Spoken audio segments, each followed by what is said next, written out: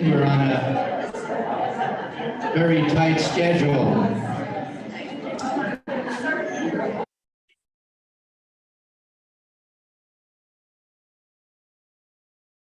Everybody find your table.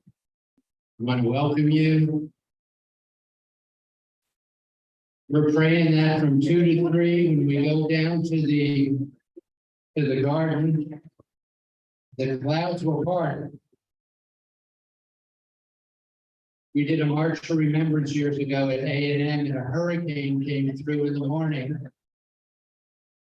And our march in the afternoon, the sun came out exactly for our march, and then rain came when it was over. So we're reminding the Lord of his divinity for our event. But everyone can sit down.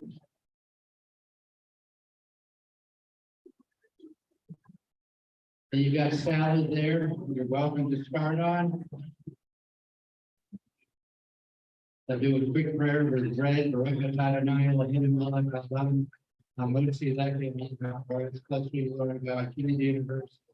bring it forth back to the earth. And you read on your table, I know. My name is Mitch Jerome. I'm the co-founder with my wife Rosalie for the Holocaust Remembrance Association and the Garden of Hope, which is why we're all here today. I wanted to give you a short history of how we got here. It's kind of an interesting journey. I'm going to give you the Reader's Digest version. And 5 years ago, 2017, I want to give you the chronology here. How today we get to dig, finally put a shovel into the ground. It was a long time coming. 5 years ago, there's a people from Minuteman Press. I don't know if Darryl and Connie are here from Minuteman Press. If you're here, raise your hands. But they introduced us to a Holocaust survivor, Alex Pollock. And Minuteman Press was writing his biography, a little booklet. They were publishing it. And they told Rosalie, you need to meet this man who's a Holocaust survivor who we didn't know anything about. Alex has passed about 1.5 years ago.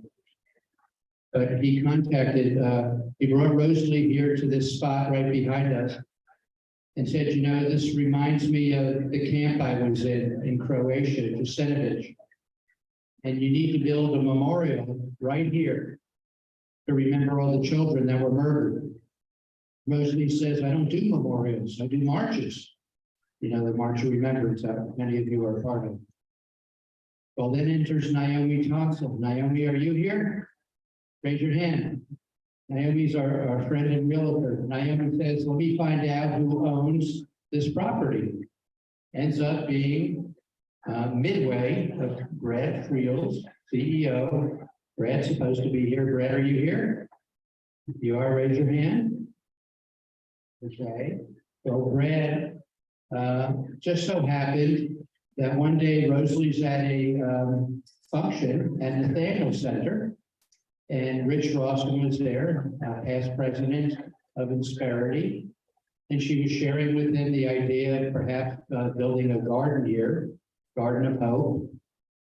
And Rich says, oh, I know who owns that property. That's Brad Friels. Let me make the introduction for you. Small world, right? So get to sit with Brad, and he offers the land to us for $1. Bless you, Brad. There's a $250,000 piece of property supposedly right there on the waterfront, right? And from that, now we needed to find an architect. Well, that was Lauren Griffith, and her and Cheryl Huffman designed everything, the entire garden. I don't know if Lauren is here or Cheryl, are you here? Flying in, okay, so they're coming in later.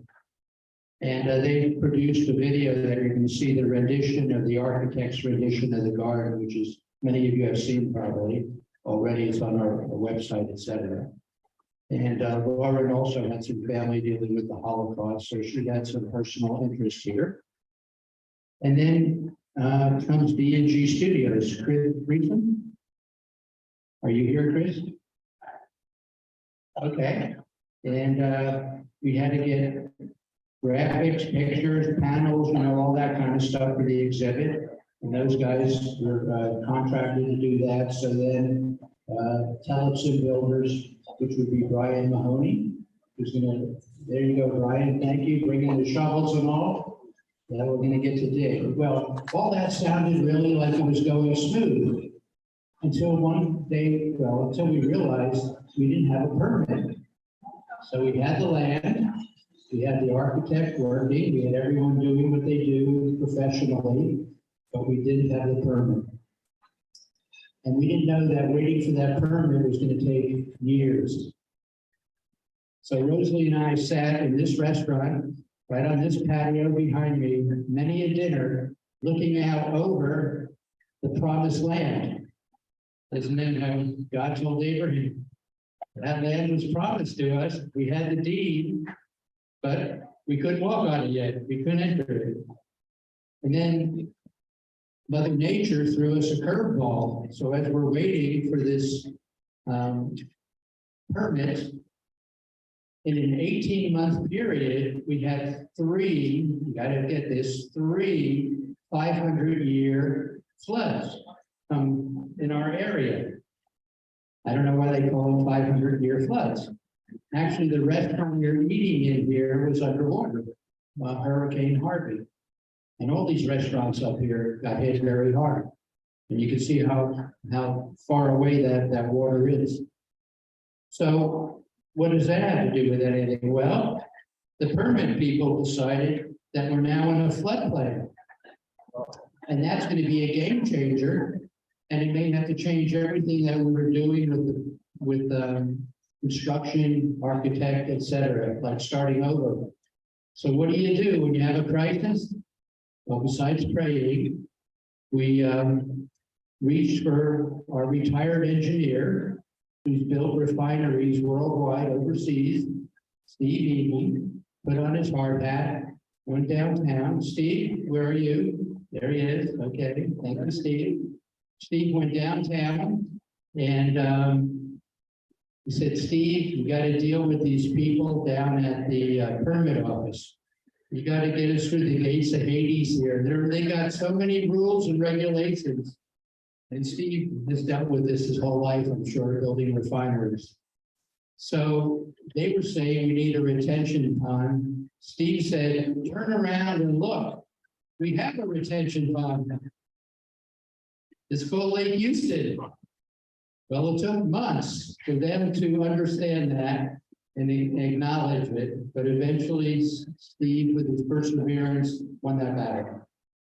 So while all this is going on the sidelines is the passion. And that's what I call my wife, Rosalie, the passion. And if you know her, it's a very good name. And she's the visionary, and she's waiting to raise funds, go out and share this with people. But without a permit, didn't feel right to be able to do that. She's a second gen. She lost most of her family in the oven to Auschwitz, so she has a very personal stake in this project. And I just want to acknowledge that we have been venturing out from a couple of different projects here. We formed a nonprofit corporation. Rosalie gets downloads from Dan, we call that, and that set us off on a talk show that lasted for about 10 years. And then a healing room that we now have still going on in the hospitals in Kingwood. The only hospital in Houston allows us free reign to every room, anywhere to pray for people. And also the March of Remembrance. So all these were birthed out of, let's say, the Lord depositing these downloads into my wife. Well, now the new project is the Holocaust Garden of Hope. And obviously you wouldn't be here today if the birth of this baby is going to take place today, otherwise we wouldn't be here. So I want to just thank a couple of you that have been instrumental in this. One would be Brad for giving us that land. And I also want to honor Paul and Victoria Savardi. Dr. Victoria has covered us for years, I'll say decades, on every project that we've ever ventured out on. Emotional, financial, rents for giving us office space. It's a long list, Vicki. Thank you very much. And the founders court that will be at the entrance here is where you're going to see. It's going to be covering the children, focusing on the children. And Vicki and Paul are the ones that have sponsored that part of the garden. So thank you, Victoria. Let's give her a hand.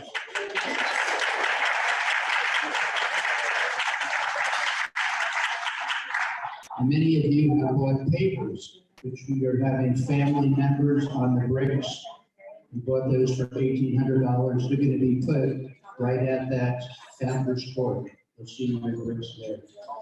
And then I want to give honor to Ray and Jay Deutsch. Ray and Jay, you want to raise your hand?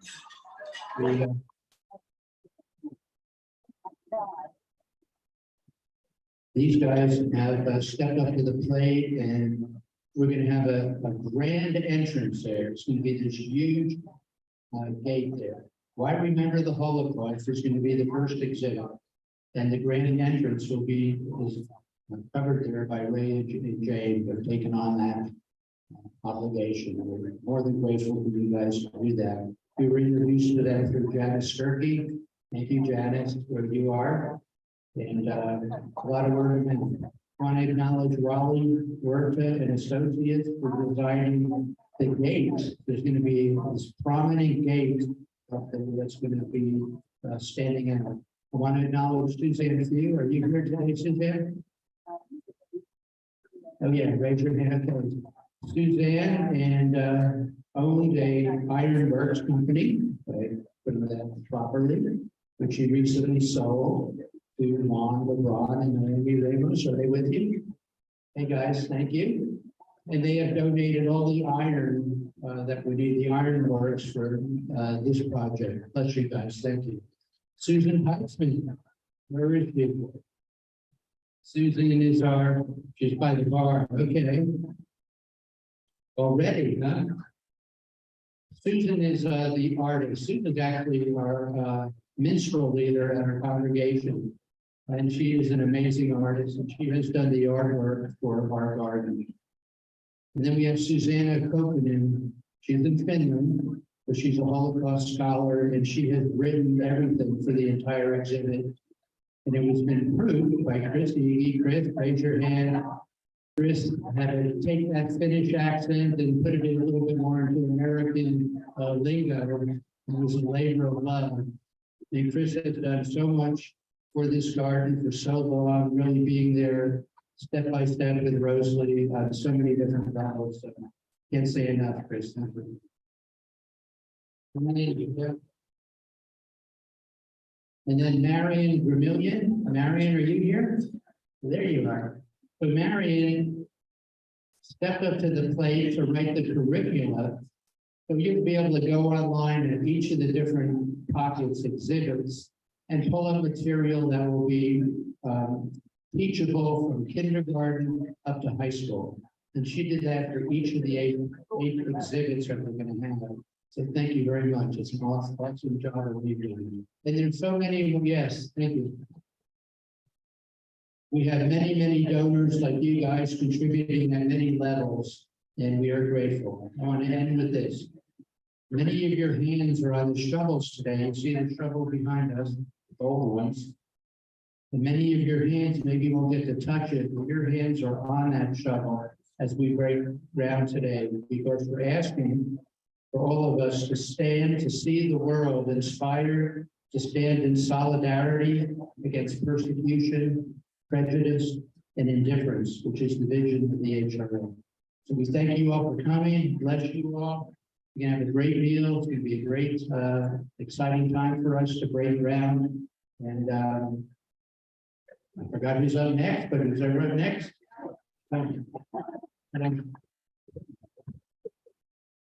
Hello, I'm Victoria Sorvani. Would you just sign that?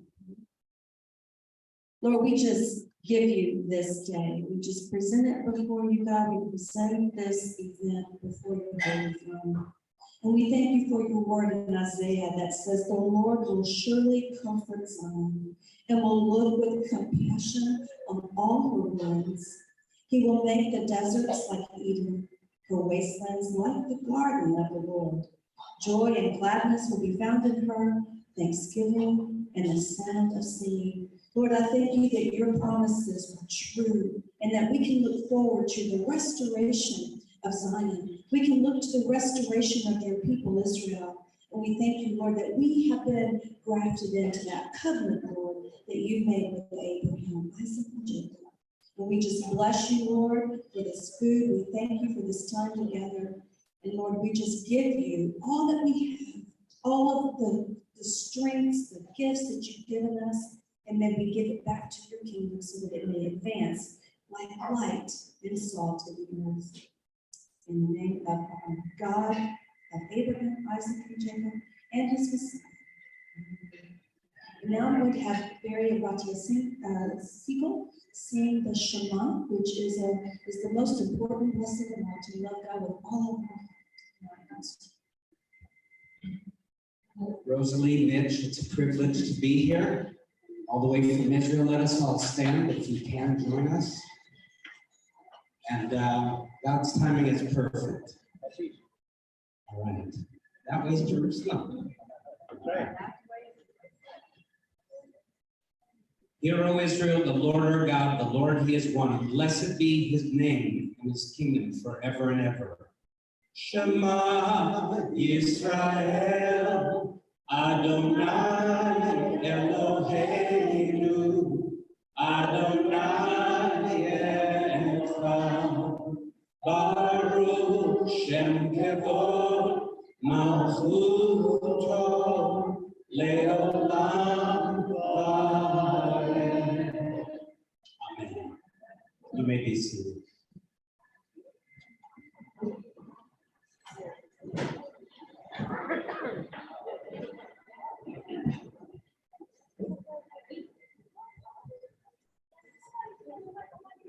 All right, bon appetit. I've been asked to talk while you're eating. Is that okay? We've already started to eat anyway. That's good, right? I think I was hiding in the room there trying to get my stuff together. It's like, oh my God, it's 12 o'clock. I'm Rosalie.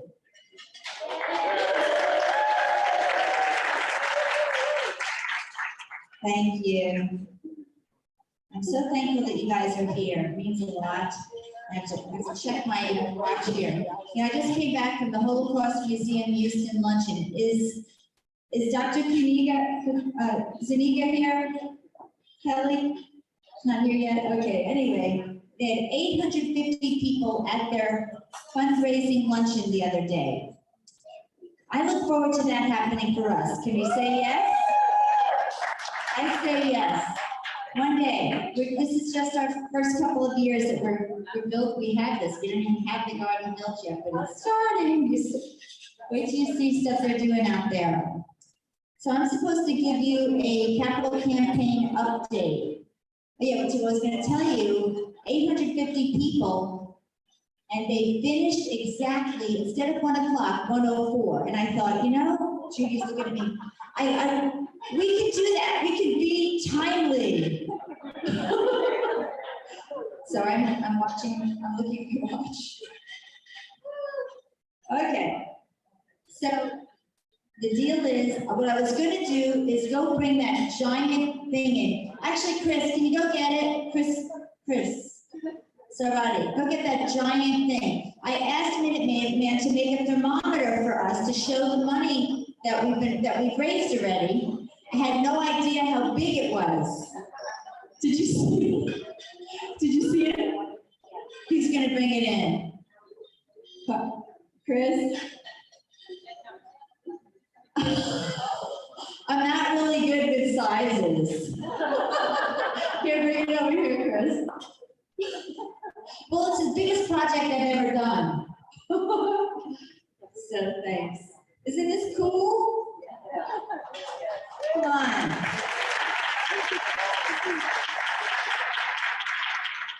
I said, I don't want a regular little thermometer. Let's show, thanks, Mary. Let's show the actual garden. As you give more and more money, we actually get different pieces of the gardens. Isn't that cool? So we have raised enough money for the entrance area and the founders court area, and actually the second exhibit. And now we need to, the next level is the third exhibit. Each exhibit is $250,000, except la pièce de résistance, the last part, which is hope for the future, which is a deck. What was I thinking? It's a lot of money to build that deck. We should have a deck and we'll overlook the water. And it's like no clue what that would cost. And so we're doing it. So students can come and learn about upstanders, rescuers, and unfortunately, of course, those who are perpetrators, they could learn which role to choose, to be a bystander when they see darkness around them, or to do something about it, be an upstander. And so that's our hope. And so we'll have a lot of the kids where the torches, stand up please, Jane, this way. Oh, opposite. Let's give them a hand, please. This is a $500,000 donation for this.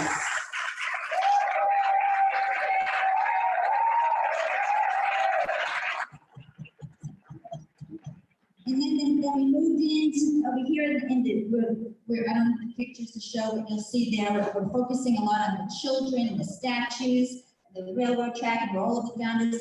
We have $300,000 and more.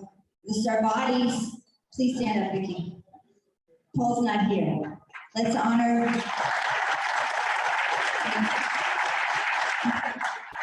And so, you know, we're getting there up. And we have a lot of people who gave more. A lot of you here who have given, right? So share the word, you know, we gave you a little gift. Okay, so I was told, because I've never done a groundbreaking before, and our strategic planner said, you never ask for money at a groundbreaking. But you can have a luncheon before the groundbreaking.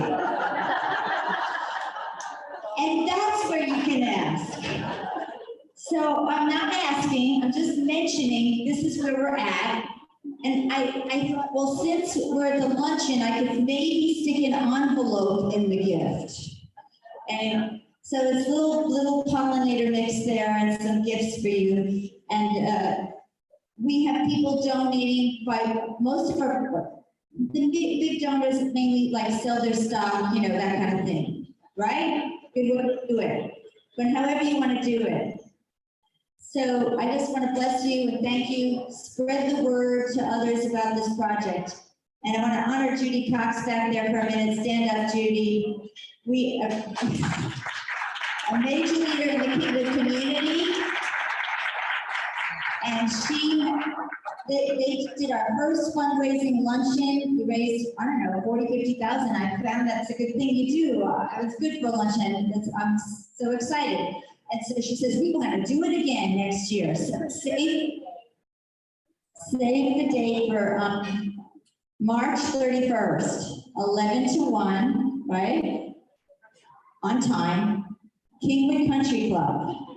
And by the way, Jackie, it was before her birthday. I won't say what year. Mitch doesn't like to dance. I better stop. I'm going to be done in half a second. I love my husband. I like to dance. So he didn't want to go to the party because he didn't want to dance. I went because it's to honor Jackie with that special birthday. And I danced with some friends. And that's where I met Richard Rawson at your party. And he said, how are things going? I said, oh, somebody wants to build a garden. He said, when I told him where the property was, he goes, oh, that's my friend Brad. I'll give him a call. So because I honored you on your birthday. So go to parties. Okay, I'm done.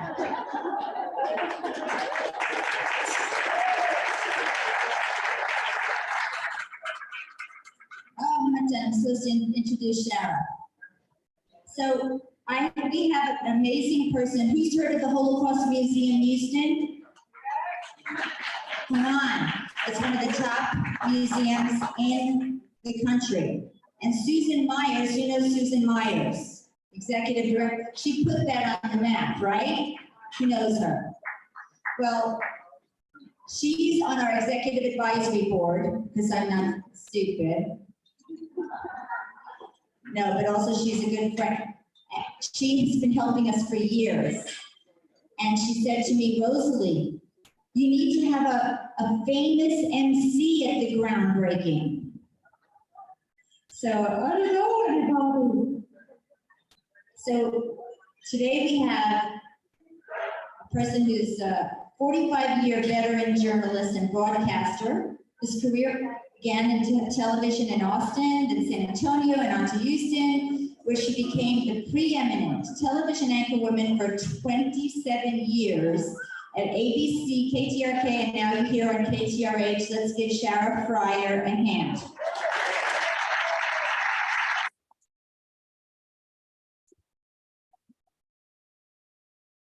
I met Rosalie for the first time as I was leaving the Holocaust Museum luncheon the other day, 800 plus people. And who did I run into? She goes, "Are you sure?" I said, "Yes, I am." Rosalie, and I don't know. We talked on the phone. What a dynamo, as is everyone I've ever met who's been involved with Shoah, with survivors, whether those survivors themselves or in their second or even third generation now, maybe even some fourth generation coming about. I have never failed to be amazed by the miracles that seem to spring forth.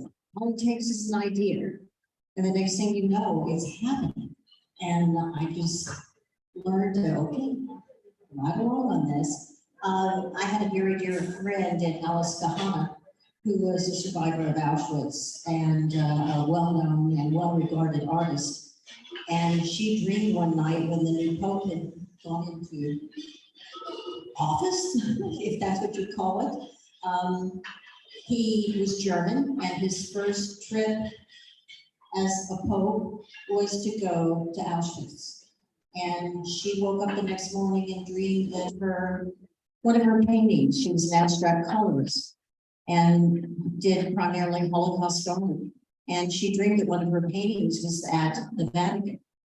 And within 6 months, I was on a plane with Alice and her daughter, and we were met there in Rome by her 2 rabbi sons, and we met the Pope, and I was witness as this huge painting was being brought down the steps of St. Peter's. And as the Pope came over, I met with Alice. And I had friends who were there maybe a couple of years ago, and they told me it's hanging outside. It's the chapel, Michelangelo, now along with the Michelangelo ceiling. Sistine, thank you. I've reached an age where all of a sudden it's like, when do you need to know? I told you.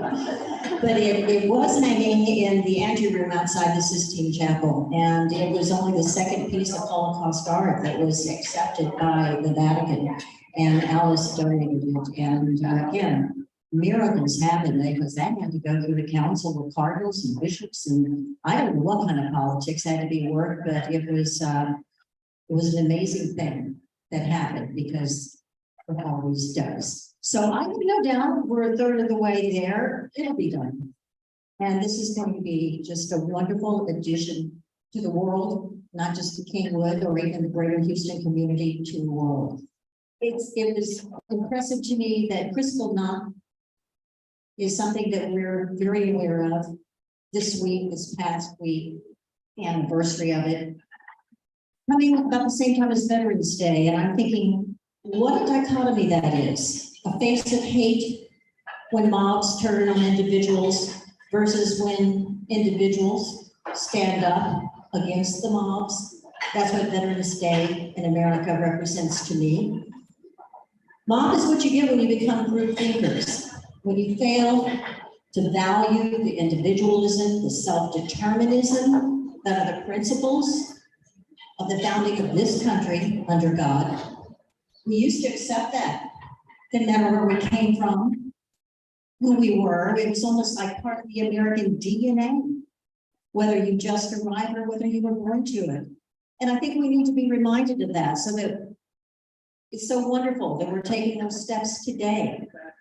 Today, it's a group of individuals, all of you, each with a different experience and yet a story to share. I'm a reporter, have been. Since 1973 was when I first got paid to do it, so I'm coming up on 50 years now. But all of us have a commitment, no matter what our individual stories, to a shared value of remembrance, of honoring innocents who fell to unchecked evil. But most important, I think, of determinism, that out of the ashes, we build something of beauty and a way forward. I attended a Veterans Day observance this past Saturday for a small town in my hometown county that is predominantly descendants of Czech and German immigrants of the late 1800s, early 1900s. In 1967, 44 seniors graduated from Moulton High School, about half were male, and more than half of those half enlisted when the Vietnam War was at its height. They swore to defend freedom. They were baby boomer children of the World War II generation. And about 6 or 7 of those Vietnam vets were on hand on Saturday. I got to talk to them about it. And it was really inspiring to honor them. Shared values, but each one had gone to high school in a small town. And yet here they were 55 years later, and their values hadn't changed. It was a shared value. As for my own story, I'm going to tell you quickly. My father was at Utah Beach in the Normandy invasion. He fought through the Battle of the Bulge and into the Battle of the Rhineland and the liberation of the camps. And he was stunned by what he saw. The war ended in May in Germany. He didn't come home until the first day of November. He was there for months, looking from camp to camp for his older brother, my Uncle Fred, who was a POW for 18 months at Stalag 17. He'd been shot down in a B-17 bomber and captured. My father saw firsthand in looking for his brother, and without any prior knowledge of what a concentration camp was, an unspeakable horror. I get very emotional. So he made sure, he and my mother did, that my brother and I knew at our earliest ages about the Shoah. What my American Protestant Christian parents didn't dwell on was the sacrifices they or other countrymen made in that war. It claimed 405,399 American military lives in going to liberate Asia and Europe. My mother's 3 brothers, my Uncle Gene, who died just last week at age of 96, were in the Pacific War. He lied about his age. He enlisted at the age of 15. He was a ship mechanic who carried the 1st and 3rd Marine Divisions into that Pacific hell. And yet, I've never seen anyone in my family ever express hatred for the former enemy, much less for any other individual who was different. In 15 years now of being a reporter, I have always sought to do the interviews with survivors. Survivors of whatever. Maybe it was a house fire, but I've always been so fascinated with what is it? Do you survive because there's something inherent? Do you become that way because you did survive? How did this work? And I still don't know the answer to that, but I can tell you that everyone I have ever talked to, interviewed, I've learned a lot. But it always echoed what I learned from my very own parents. I was taught from my earliest memory to never consider myself a victim, first and foremost. God gave me whatever trials I had because he knew that I could meet it in one way or another. I was told to think for myself, to forget about that groupthink stuff, to learn as much as I could, to remember the lessons of history, and to honor the pain of those lessons, but always move on and to build the better life, the better future. So that's what we are doing here today.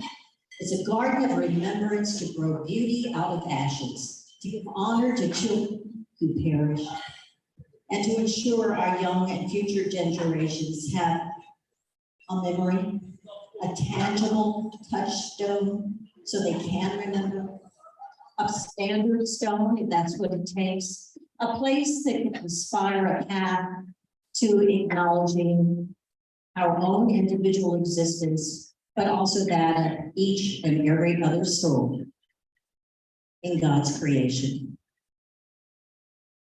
I would like to introduce you now to the Deputy Consul General of Israel to the Southwest, Elad Shoshan, who will make a few remarks. We follow by the German Consul General, and then I'll get a chance to ask each of you a few questions. Good job.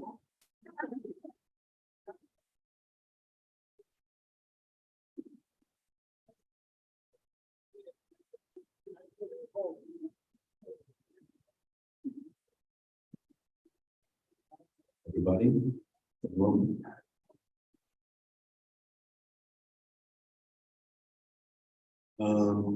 First I want you guys to eat.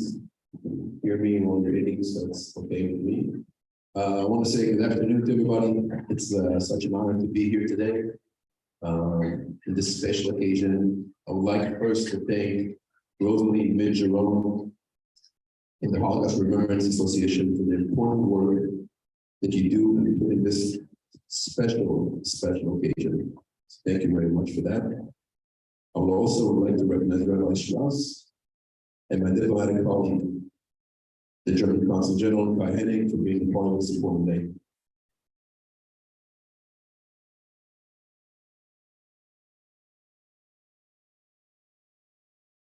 I want to congratulate the organization on all of those who have contributed, making this today groundbreaking event a special one. After receiving the important invitation coming here today, I must say that I went inside the website. I wanted to see a little bit more about the association, to learn more, and I got a glance of the vision. And I looked at that, and I want to just quote from the vision of the association.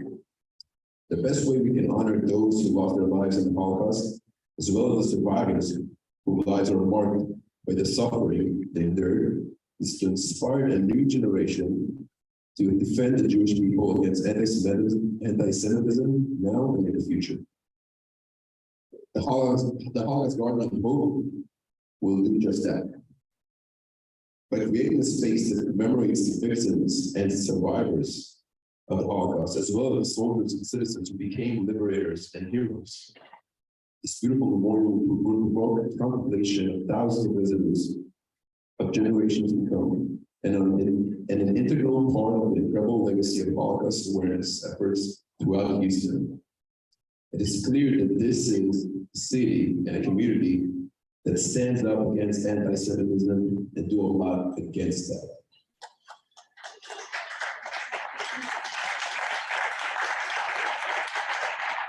It's wonderful to see how everybody is actively working together to safeguard the memory and lessons of the Shoah.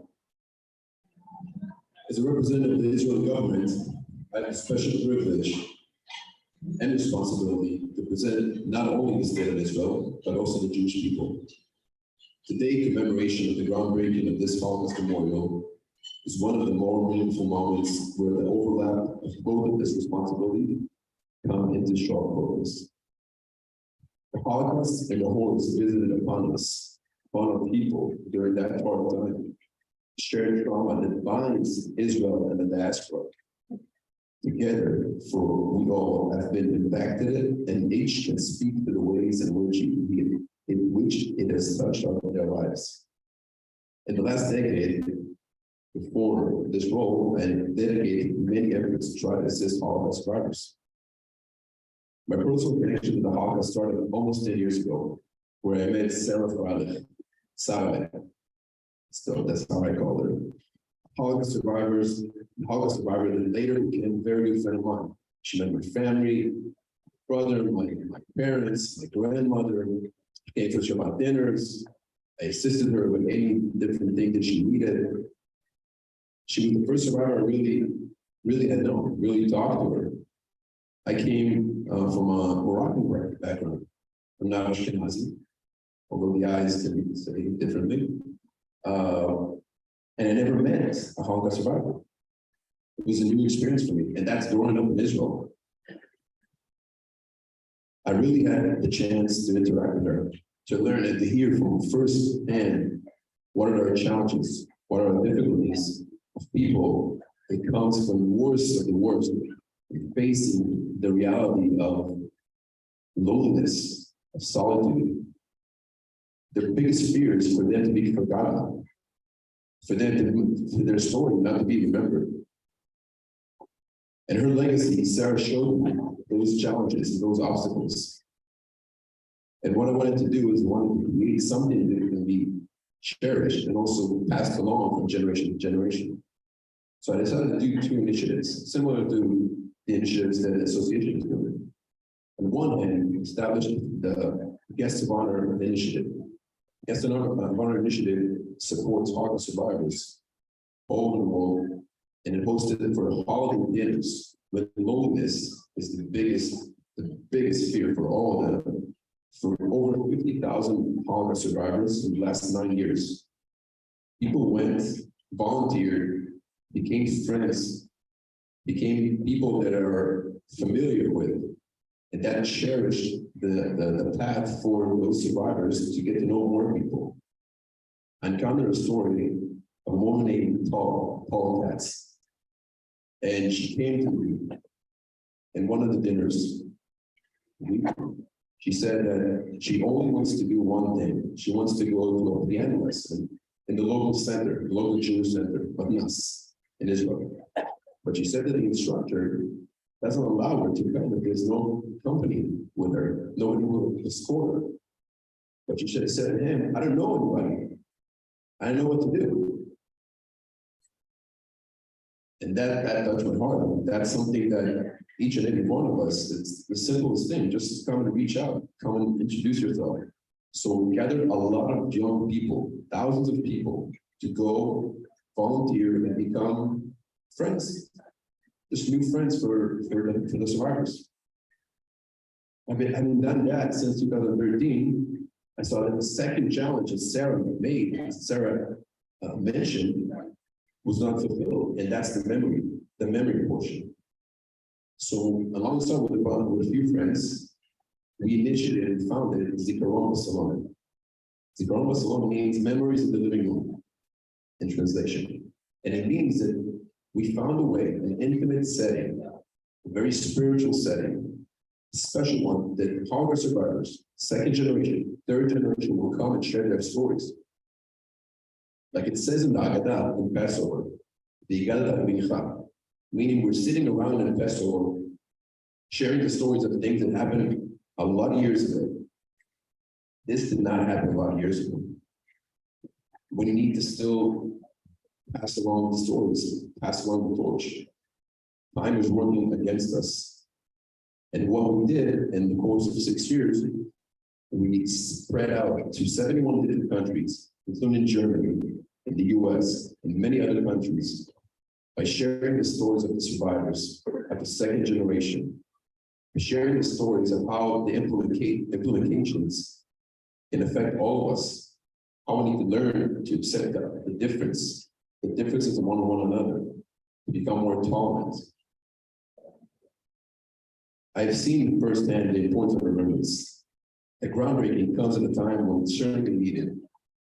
Unfortunately, as we come together to celebrate this important achievement, we're also witnessing an alarming rise in anti-Semitism throughout the great nation and in the world.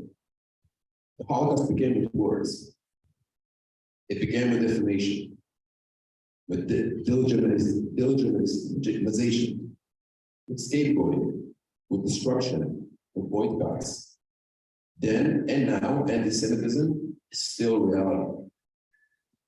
We see it in the violence perpetrated in communities, gathering places. Only this morning, I saw graffiti in Bethesda of Jews hanged that says death to Jews, only this morning. We see it trending on social media platforms. And we see it popping up with almost casual banality in a day-to-day rhetoric echoing by public figures in different industries. We cannot be silent to that. As this memorial shows, it is our collective responsibility to never let hate go unanswered and to face it head on, even when it's difficult or socially inconvenient. We must do that. It's our responsibility for those that are not with us anymore. Just as our faith teaches us the importance of Tikkun Olam, preparing the world, now, more than ever, we must take a stand. Now more than ever, we must be united. We must fight against anti-Jewish bigotry. We must fight against anti-Semitism. It's not only words, we need to take actions. Today is an action. We need to educate. We need to teach the younger generation to come here, to cherish the memory, the history, to learn more, to be inspired, to be curious about what happened, for us to know how we can avoid nothing to be happening similar to what happened. We need to see, we need to understand how all of our efforts, how everything combining together will cause an impact against the threats that we have facing now. I want to say that I think that we are living in a monumental time. It's a very cynical world that we're living in. We need to come and talk about it. We need to come and address it. It doesn't matter if the neighbor will do that. It was mentioned here, the bystanders. We cannot be bystanders. We need to come and be fierce and firmly say, no more, never again. Hate has no place. Thank you very much for this wonderful invitation.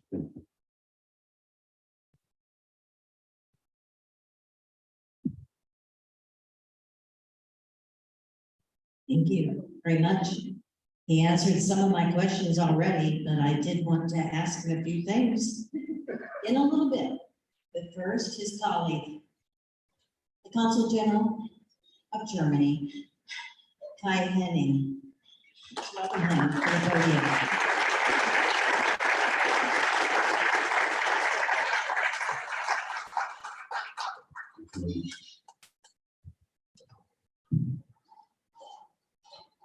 Yeah, that is a very tough act to follow, what Ella just mentioned. I mean, this is all basically the reason why we are here. And I can basically echo everything he said. Also, thanks to Rosalie and the entire team who made this possible. I thought when Rosalie invited me here, she also had a certain intention, because I told her once a story of my family, and she thought this would be a good opportunity to present the story. So it's going to be also something more personal from the speech that Ella gave, because he already said everything that has to be said, but we have to do with regard to fighting anti-Semitism, racism, and all the other horrible things. So Rosalie asked me, because she thought I could add some perspective from a professional but also personal. And these are both are actually closely interlinked in my case. In a few minutes, you will understand why. I only told this story twice to a larger audience. I told it to a few friends, and I told it to Rosalie. And it was once in a synagogue in New York and once at a Jewish school in New York City. So first to the professional side, which is not so intimate, but it's important that you know that too. Prior to joining the Foreign Office, I was working for a law firm in New York who dealt with restitution claims for Jewish property after the German unification. That was in 1991. First time I met Holocaust survivors as a young German lawyer was in that law office. And it was a couple that both They both survived Auschwitz, and Germany had, after the unification, promised to give property of Jewish claimants back to their heirs or the Jewish claimants. And there was this couple sitting in front of me, the young German lawyer, first time meeting Holocaust survivors, and I was shaking. And I explained to them the legal procedures and that they would get back what their family lost. And then the husband reached out to me and said, looked at me very kind. He said to me, young man, I believe that you believe everything you just said to us. But I don't believe that Germany is going to give us anything. That was the attitude at that time. And probably you know, actually, the restitution of the property in East Germany really happened. They're still going on with claims for lost art, looted art. A lot of lawyers are involved, a lot of lawyers making a lot of money, but the art and other things are given back. From 2000 to 2007, I left the Foreign Office and worked for the German Foundation Remembrance, Responsibility and Future as the head of the Office of the Board of Directors, as the spokesman, as a special envoy for insurance policies from the Holocaust period. I don't know if you know, but this was a governmental foundation that was created after a lot of class action lawsuits threatened German companies in the US, and actually the German government, together with the German companies, created a massive fund and paid survivors from all over the world, especially Eastern Europe, and of course Jewish survivors for their slave labor work. That compensation payment was finished in 2007, and I joined the Foreign Office again. And following that, I had a posting in London where the ambassador knew that what I had done before, so he asked me to give talks on German restitution in some synagogues in London. And then from 2013 to 2017, I was Deputy Consul General in New York, and that's where I told the story that I'm going to tell you right after this. One time in the synagogue and in a school of Jewish kids who were supposed to go on a trip to Berlin. This personal side of the story will show how difficult it is, maybe especially for my generation, to deal with the past and how many facets there can be found in each family. First, a short excursion to my mother's side of the family. The father of my mother, although from a modest background, was a well-educated and well-traveled person. He was born in 1909. He was a supporter of the Nazi Party from the early 1930s and became a member of the SA. It was the original paramilitary wing of the Nazi Party that played a significant role in Hitler's rise to power in the 20s and 30s. The SA later lost its influence and was succeeded by the SS in 1934 onwards. My grandfather also fought in the war at the Russian front. He and his wife, my grandmother, from a so-called good family, because her father owned a very successful and famous chocolate shop, witnessed the disappearance of Jews from their neighborhoods, like the tailor who lived on the 3rd floor. My grandmother told me once about it. They didn't know why, but thought, well, the authorities surely know what they did wrong. So I don't know if they agreed with it, but they did definitely nothing against it. So now I'd like to turn to my father's side of the family. The parents of my father were lower working class. My grandfather worked in the steel mills in the rural area and was politically a communist. My grandmother had almost no formal education. Her father was an alcoholic. The mother died giving birth to the 7th child, and all kids were distributed to several orphanages, where the older ones were exposed to child labor. My grandmother worked on a farm and later in a cigar factory, and she was a very religious, very Catholic person. My father was born in 1925. And now comes the important part of the story. At the age of 10 in 1935, one day he came home with another boy and said to my grandmother, "This is my friend Helmut, and he will come from now on more often." As it turned out, Helmut, at that time 9 years old, was the illegitimate child of a Jew and an Aryan mother. His father took off in the early 30s. Nobody knows why. Maybe he was afraid of what was going on in Germany. Maybe he had less noble reasons why he left the mother with a child. From a Jewish perspective, Helmut was no Jew because not from a Jewish mother, but for the Nazis, he was a half-Jew. His mother was an outcast to society, having a child out of wedlock with a Jew. She was ostracized and lived apparently under pretty hard conditions. My father and his friends were apparently inseparable, and my grandmother, although they had very little, made sure that both boys were fed properly. And the Nazi persecution became more intense in the years to follow. Helmut's mother was severely harassed, and she was afraid not to be able to protect her son. So what I learned many years ago is that every time the Nazi henchmen came and made their rounds to pick up Jews, my grandmother took over the task to frequently hide Helmut from being snatched up and being deported. This is apparently how he survived the war. My father was drafted in 1944 as an 18-year-old, lost one of his legs in the Normandy in the fights around D-Day. When he came back home in 1946, not only both young men, but also their friendship had survived. They both got married, each had a son. My father became godfather of Helmut's son, and he became my godfather. My father started a career in a bank, and Helmut became a successful businessman. For the rest of their lives, they met each other each week once, alone with no one else present. My father died in 96 and my godfather in 98.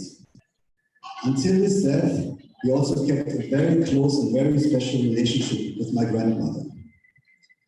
This short story may help to understand why family stories before the background of World War II and the Holocaust can be multidimensional and sometimes even for the next generation, like me, quite challenging to comprehend.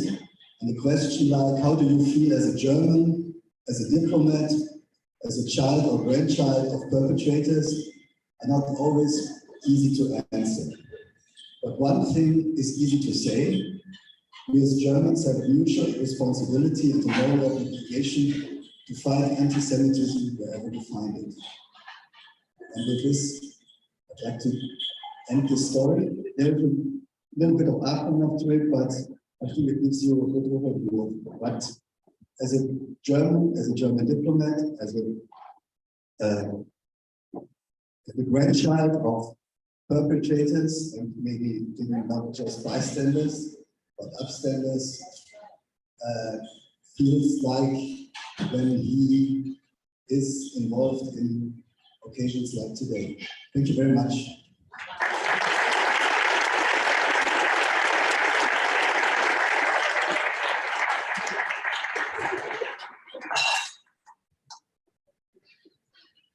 Rosalie asked me to get personal with these two diplomats because yes, even more so. And I think they reveal quite a bit about their personal lives. But I guess just an easy entry question is: you represent your government. How difficult is it to bring your personal experience and your background in order to make the wheels turn? We just ended with you, so let's start with you, Councilor Jimmy. Well, I mean, as I just explained in that story, even before I joined the Foreign Office, I had this kind of felt a special relationship with especially this task. And therefore, I think for me, it is not such a difficult thing to appear on occasions like that, to visit memorial sites, to talk to survivors, because I have this basically, I'm doing this now for 30 years. And I feel very comfortable with it. I feel good with it. I feel also how much positive emotion are towards me. And this is helping a lot for a German diplomat even more. But it's my personal story, and it helps me to cope with the past. My mother, she's 84, and she learned about this much later. She has now problems dealing with the past of her father, because at that time she didn't know. Now she knows because a lot of research is done. And also, maybe I add one more dimension when I finish that story. So when I worked for the foundation, we created a list of Jewish residents in Germany. We put all the, from every little community, we put all the names together. We needed it to actually match this list of Jewish residents with a list of from the health insurance, life insurance companies, and to match these two data which show us who of the Jews had a life insurance, because we need to do the compensation for life insurance. So when we compiled this list of Jewish residents, I called up the wife of my godfather who passed away, and I said, you know, we're compiling this list of Jewish residents. I just wanted to let you know that I will put Uncle Helmut's name into that list. And her reaction was, why would you do that? So, and I was like, no, she said, I'm sure he wouldn't have wanted it, and I don't want it.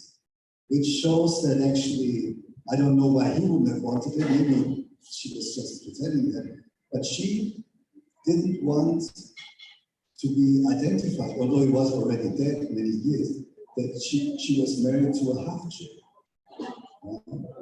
He was, as I said earlier, he was a very successful businessman, and he never revealed that story because he may have thought that it would not really help his business in Germany in the 60s after the war. So then I thought, okay, I can't put his name because his wife said she doesn't want his name. But you know what I did? I asked this data company who was collecting all these data. I said, can you please check that name? He was in that list already from two other sources. One was the Nazis kept a list of all Jews and half Jews with regard to health insurances, and then he was in there from another source. So I didn't have to do anything, he was in that list.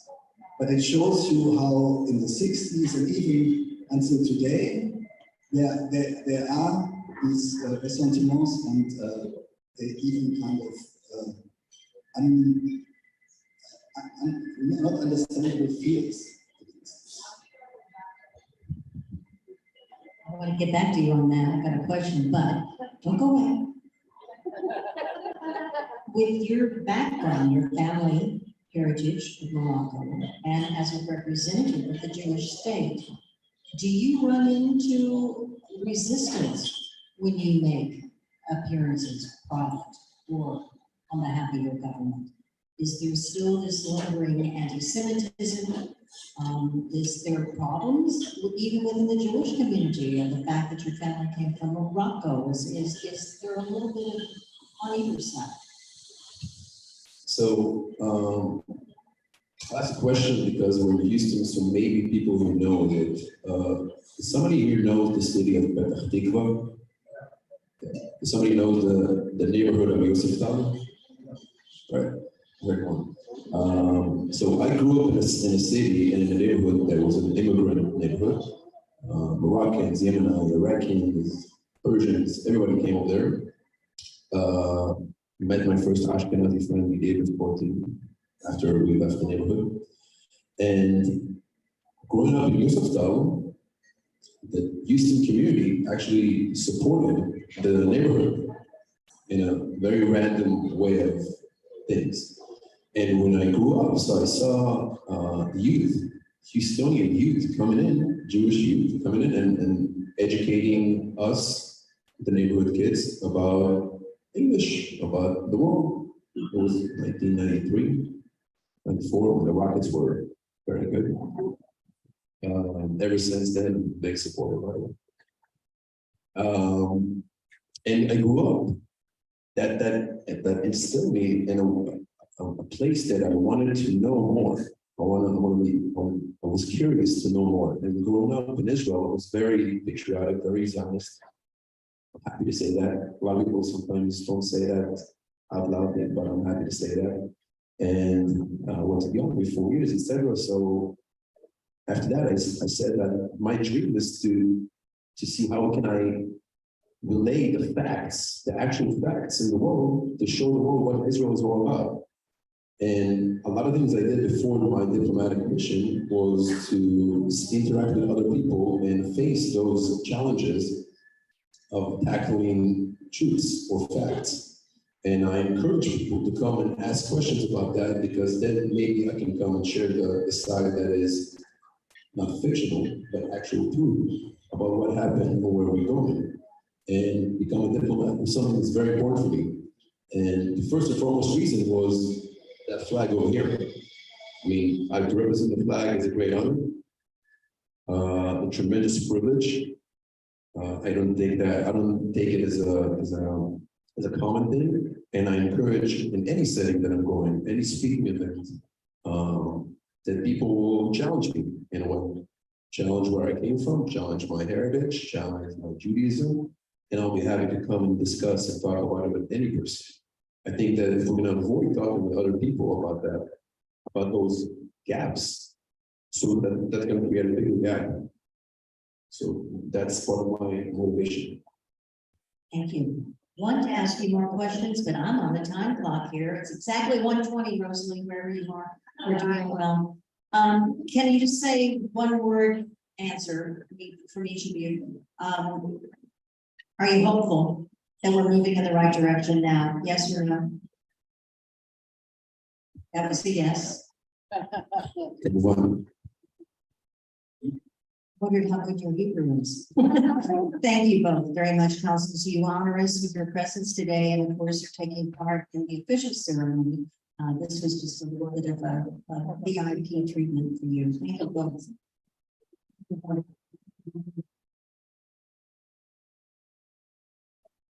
Now, Mitch is going to come back up here and give us instructions, but we want to have a huge group photo. So we want people to come up here and get ready for a group photo. That's what Rose has told me to do. Yes, so you're coming up to tell them how to do this. Can we give them a hand? Again. Well, we have a history here. Mitch said, Rosie, you go do this. So leave your stuff on your, you have to do it quickly, because did we get our dessert yet? Oh. Okay. So it's 1:20. We have 2 minutes for me to give you the instructions. All right. So and okay, then 1:22 to 1:30, we're supposed to take a group photo. Don't you want to know what we're going to do? And somewhat, do you know when we're going to get the dessert? Is it coming out now? Yeah, I'm just right now. Okay. And she's going to bring desserts as soon as I'm done with this last table. Okay, because dessert's important. The truth of the matter is, yeah, okay. After we take the photo, we are going to, because who wore boots today? With their hats. So we are going to, I guess we have to walk out. Where's Rhonda? Help me, Rhonda. Help. Ron, do we go out this way? Jeff, okay. So we have to, after we take the photo, we're going to all get up. Leave your stuff there if you want to keep your seat. Because when the people who are coming in for the 2 o'clock event, they're going to come early. They are going to be told find an empty seat. So keep something there, whatever, on your chair. So we're going to take the photo. So what we're trying to say is you'll get to eat your dessert when we come back. You might have cold coffee. So what we'll do is go ahead and stand up, leave your stuff there for a moment, you can get it laughter, and come on over here in the front. Everybody get in this picture. And I need Vicky, Jane, and Ray with these, Suzanne. Come get, you guys are gonna stand in the front with this, and everybody else is gonna get behind them. Just stay right there. Yes, yes. Okay, Hey, people who don't want to walk, stand on the deck. yeah, so we have, Chris and Steve Eady, where are you? Over here, Chris and Steve. Come and take this. Take this. Take this and shove it, no, right there. Danya and Suzanne, come on up front with this. Okay. Danya, go up front with Suzanne. I need our Holocaust survivors. I need our Holocaust survivors. Where are you guys? Okay, get in between these guys. You can make sure that we have our survivors. Charles, to put in here. Okay, come on. Come on over here, Charles. Everybody, come on in and find a spot. But these guys are in the front. Come on in, come on in. I want everybody in the picture. Where's our Liberator families? Over here, Barb. And Shara. Where did Shara Fryer go? Shara, your dad was a liberator, right? Shara? Yes. Over here in the front. Y'all get the front. Oh, I can. Okay. I need somebody who knows how to take a picture to help direct here, Chris. I need our Israeli consul, I want over here. Kai. Consul General Kai. There you go. Look into the camera. We need Consul General Kai. So up close. Over here. Right here we have Cherry. She's all of the consuls at her house all the time. I need her later. It is. Okay, come on in. Come on, guys, in the picture. We need one big group picture. Somehow get in there. Come on. No, get in there. Don't take a picture. He's taking a picture. Come on, get in the picture. One big group one. Don't trip on the wire. Don't trip on the wire. That's fine. Everybody's close and Naomi, come on up front to your short. If you can't, one thing I do know, okay, you're looking at Chris, right? Are you good? No. Good. What? You don't mind. Okay, everybody who's in here, go ahead and get in the picture. Yeah. You want to Go ahead. Go stand next to these other consultants. Good. All right, okay, so everybody has to be able to see you, right, Chris? Okay, so Chris is the person. Don't look at the other few people, only Chris. If you can't see Chris, you can't be seen.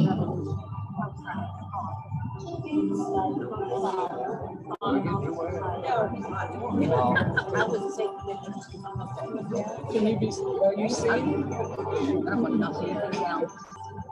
It's okay. As long as she's being seen, I don't care. It's fine. Stuck in a wire. I'm good. Mom, turn to look forward. We'll do a fun one after that, okay? Goofy faces, whatever.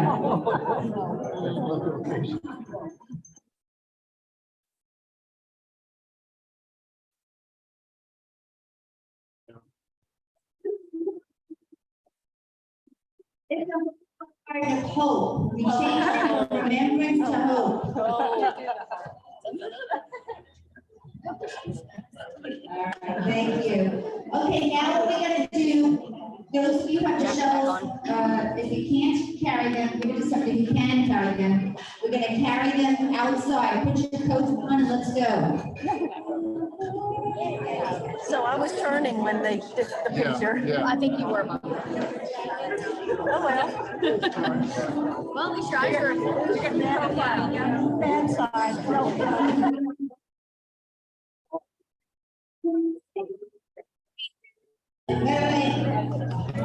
Stop the music. Wait, I made a mistake. I made a mistake. You can have your coffee and eat your cake too. I made a mistake. We're going outside at what time?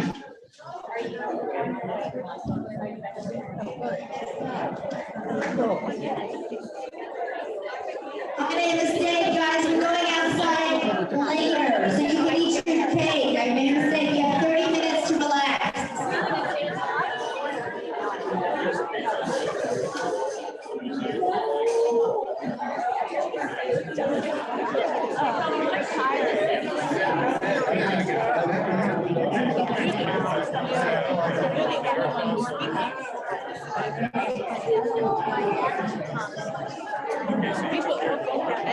gets we can go back and we're not doing now.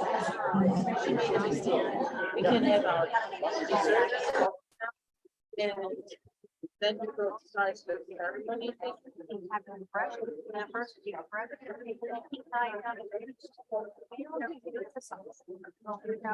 You know, now everything is like everybody talking and chatting and like this. Now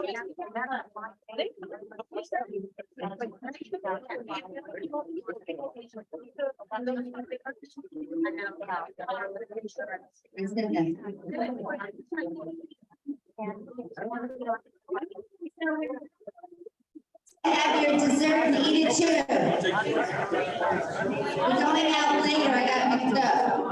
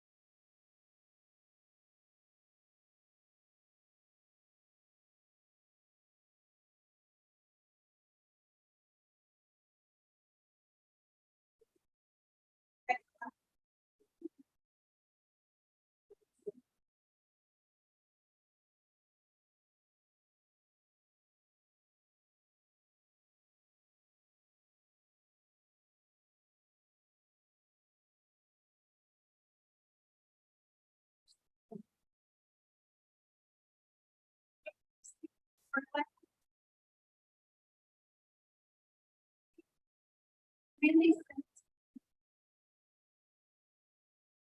Then we have another special thing for you. Very dance. One other thing, so if you can find your seats, please, and so far.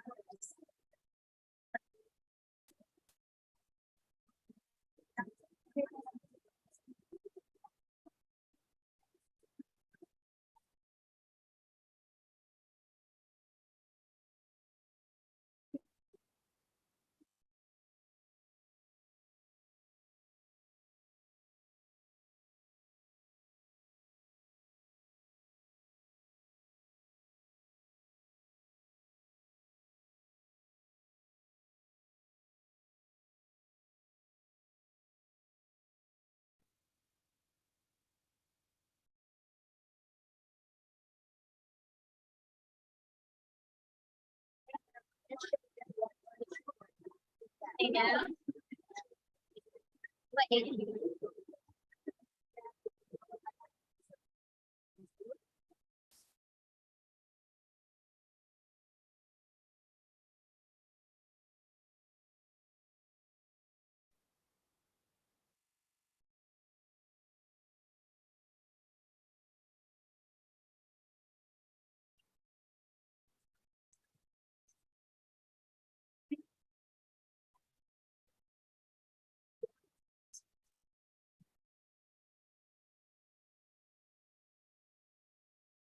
Hey, Chris. Some people have not won.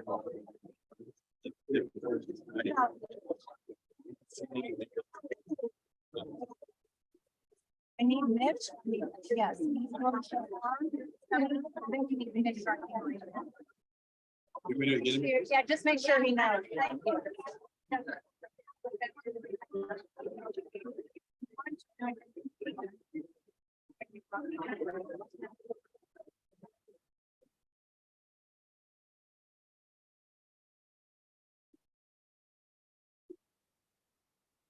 Yeah.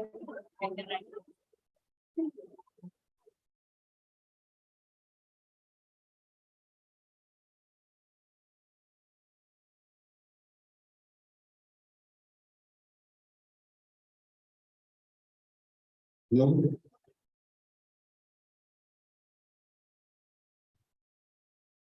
Hi. Hello.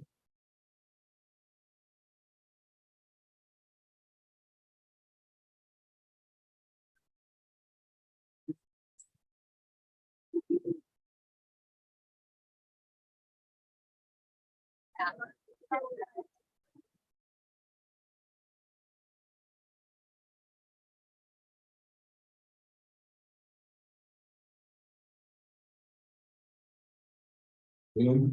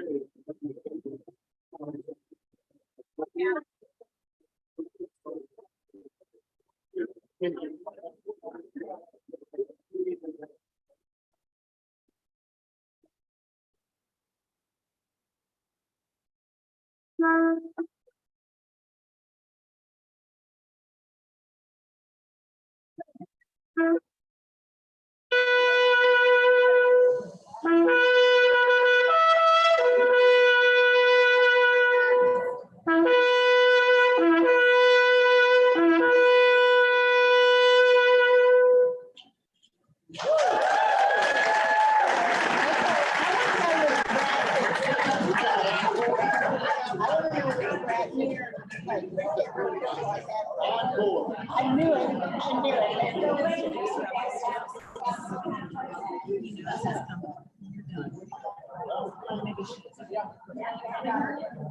Okay, how did that sound? Awesome. You know, when we did a show, I don't know, 15 years ago, when we had the crossover project, bridging the gap between Jews, Christians, and God. And Randy, we did a couple shows with Randy and the show part.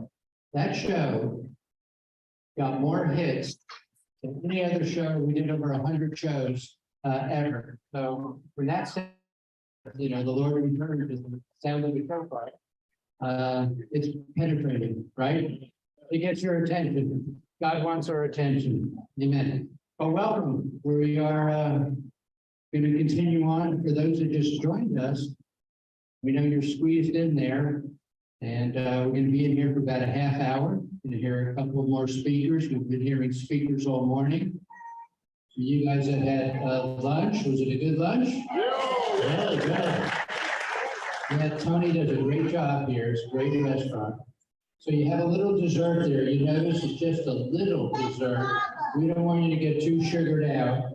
So you get a couple of bites on that sweet.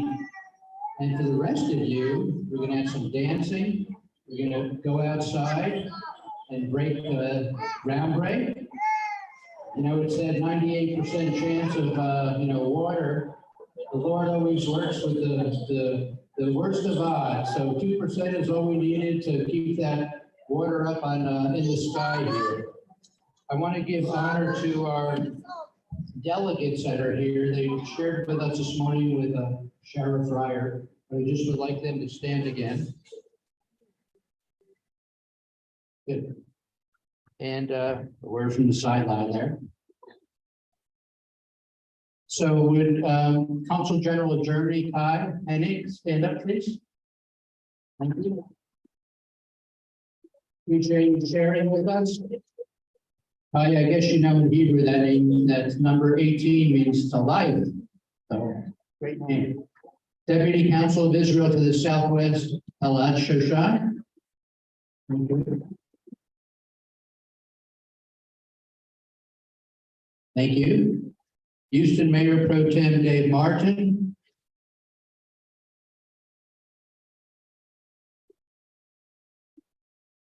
And Cynthia Calvert, are you here representing the Charles Cunningham? Yes, thank you.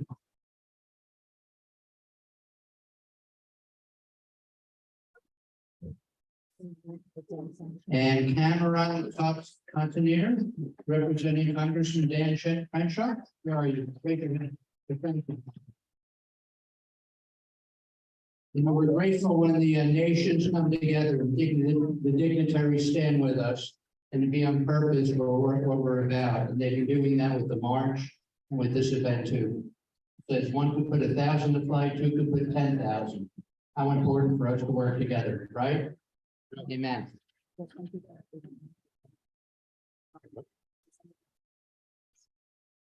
Is there anybody that we might have not mentioned? Any dignitaries here? We'd stand up. Any reps? You did good. Okay. I'm gonna, well, this morning we had Sharon Fryer, ATRH, and she has done an excellent job of taking this here. Shara doesn't need really an introduction. She got it this morning. We're grateful for you coming and taking the mantle here. You've got some personal connections with your family, Holocaust, etc. So she has spoken to our dignitaries this morning and did an interview with them. That was what part of the morning was. And she's going to be our MC to take us through the rest of the afternoon. So let's give her a big hand.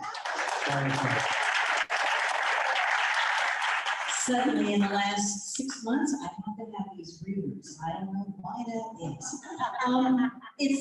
It's a pleasure for me to be here. My father was a liberator. My husband is Jewish. We are members of Congregation Beth Yeshurun, and the Rabbi of Beth Yeshurun is here. And we have a Hallettsville connection, my hometown, as well, with the Rabbi who married in and became best friends of the children of people who I call Mr. and Mrs. Bruin, but I certainly knew the boys.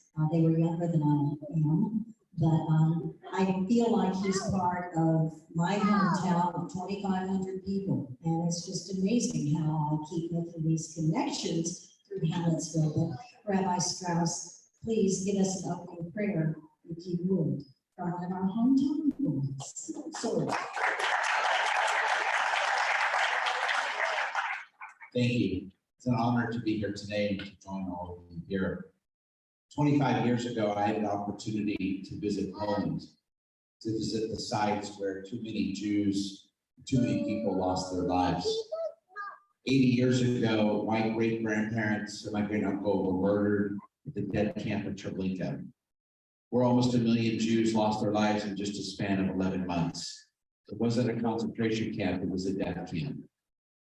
And I'll never forget standing there 25 years ago, paying respect to those in my family who I lost, and to the hundreds of thousands of Jews who lost their life at Treblinka, and to the millions of Jews who lost their lives throughout Eastern Europe.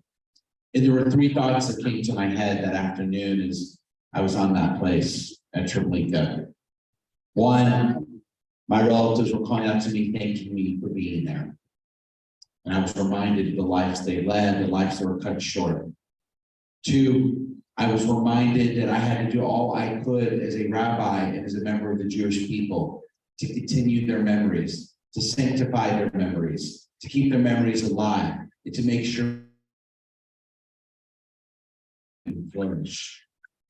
And number three, I thought my relatives were calling out to me, reminding me that anytime I have the blessing of being in a place like this, surrounded by non-Jewish friends, who care so much about my people, who care so much about what happened, that they're willing to make their commitment and use their resources to make this miracle happen here. You have done God's blessings today. You have kept these memories alive. You have told the world what happened, and you have proclaimed to the world here in Kingwood, Texas, that something like the Holocaust will never, ever happen again. You have done God's blessing. And on behalf of the Jewish people, my ancestors, my congregation, and so many that we lost, I thank you from the bottom of my heart. And today we remember the words from Genesis 12, from Bereshit, that we just read in synagogue just a few weeks ago. As God says to Abraham, I will make of you a great nation, and I will bless you. I will make your name great. I will bless those who bless you, and curse the one who curses you, and all the families of the earth shall bless themselves by you. Let us continue to be part of that bracha, that blessing. Mine, our parent in heaven, bless all of us today with this opportunity to remember those who we lost. God, continue to strengthen those who do this holy work, and continue to strengthen all of us in the holy work that each of us commits to again today.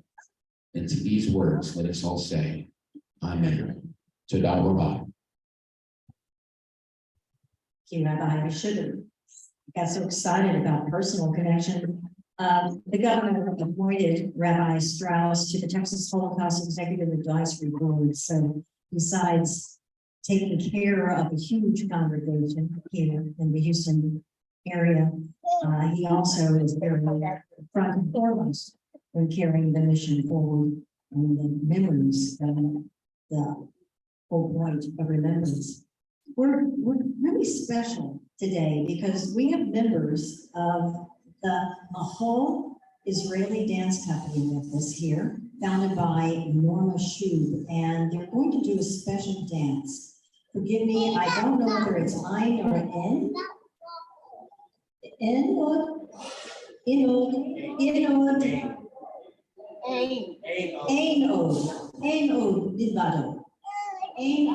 Bilbado.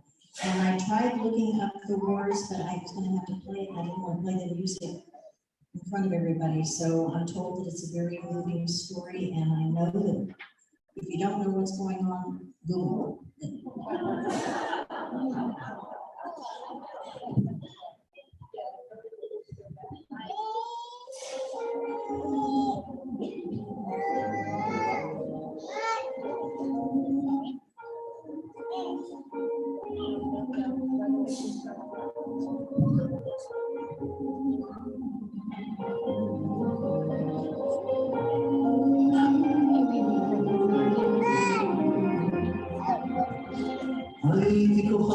שמאירים את העולם ועם הזמן נעלמים. טיפסתי על פסגות הרים בדרך, גם שאלתי בהצעת החכמים, ונתתי לעיניי להסתדר מהמרות, והבנתי שיותר מדי זה לפעמים נכון. לקחתי לי מתוך השקט שיר הנשמה. אלוהים אדום, מלוא כל הארץ כבודו, הקדוש ברוך הוא מלך בעיר זו. במלחמות אצלו, מחצר לילה, אדם נכנע, ושוב הנפש מבקשת למסתור מתחת לכנפי השירה. גם אני עמדתי בפתח מוגן, לבקש סליחה מלך העולם, ולקחתי מתוך השקט שיר הנשמה. אלוהים אדום, מלוא כל הארץ כבודו, הקדוש ברוך הוא מלך העיר הזו. אלוהים אדום, מלוא כל הארץ כבודו,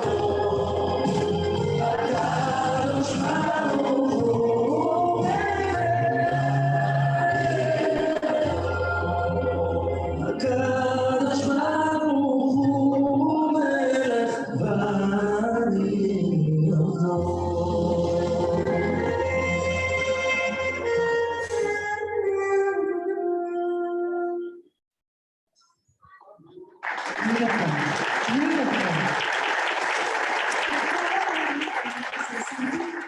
I want to translate the words, so I wrote them down because my English is not so perfect. So I made homework and I translated the chorus of the song, and it goes like this. Basically, this is a soul song about God, and it goes like this. Milvado, which means there is no one other than me.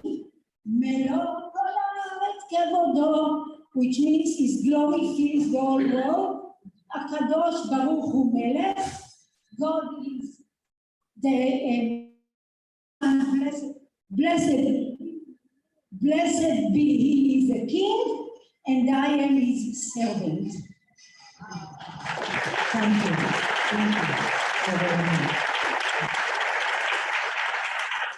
Well, they were briefly asked to stand, but now we have a couple minutes each to hear from them. And let me first introduce the Deputy Consul of Israel to the Southwest, Consul Elad Shoshan. Now, you're new, right? You're new to Houston. Welcome. That makes you a Texan now. Please.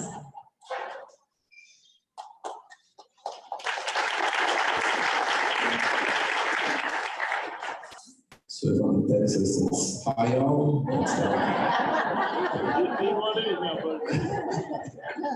I need to get one of those.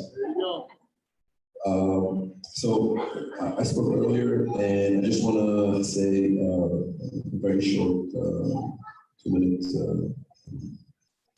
speech. Basically, I just want to say, first of all, thank you again to Rosalie and Jerome, Rosalie and Jerome, for hosting me, for hosting all of us, for making this happen with the help and the assistance of every person here. So thank you again for that. Yes. I want to say that if you look around the room, I have a quick question by raise of hands. Who is either first, second, or third generation of the Holocaust? If there's any here. Right, so this is something, thank you very much. This is something that I wanted to amplify the need and the impact that this Garden of Hope can cherish and also can inspire the people that are not connected by family, by heritage. Same as me, by the way. I am an Israeli, I'm Jewish man, but I'm not connected by family. And it doesn't mean I'm not connected by my moral values or by my compass of to see how I can also share the stories of what happened in the past in order for all of us to learn towards a better future. As a representative of Israel, the state of Israel, and the Jewish people, I have a dual contract, you might say. Need to represent many people that are not necessarily Israelis, and that's not something that is a diplomat is common, but it is a privilege, especially in the time now when we're facing a rise in anti-Semitism. We need to speak loudly, we need to educate the younger generation, we need to get more young people in this room, we need to get more people in general in the garden, we need to get people out of their comfort zone to talk, to speak, to see how we can also engage in meaningful but difficult conversations in order for all of us to see how we can preserve the memory and the tradition and the heritage of what people sacrificed most for us many years ago. So again, thank you for this, and I hope that everybody, rain or no rain, will enjoy it in the future. Thank you for this.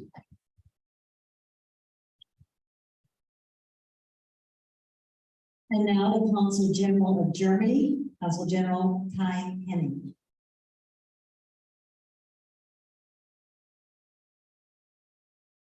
I also spoke earlier and always speak after Ida, so it's going to be again very difficult for me to follow this, but I also would like to express my sincere gratitude to Rosalie and Jerome for having me, for having this project. And actually, this is a project that makes everybody feel good about it because its intention is good. But what I, as a German diplomat, would like to add to it is it's not only